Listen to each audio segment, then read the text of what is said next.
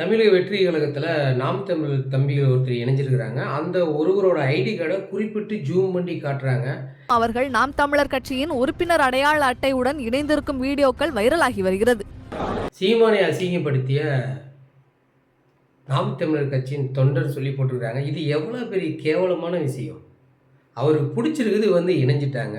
அதுவும் இத்தனை நாளில் நீங்கள் எப்படி உருட்டுனீங்க? கொத்து கொத்தா வராங்க, சாரையா வராங்க. நாம் தமிழர் கூடாரமே காலின்னு சொன்னீங்க. இன்னைக்கு ஒரே ஒரு ஆள் இணைஞ்சதை இவ்வளோ க்ளோஸ்அப்பில் வச்சு காட்டுறீங்க.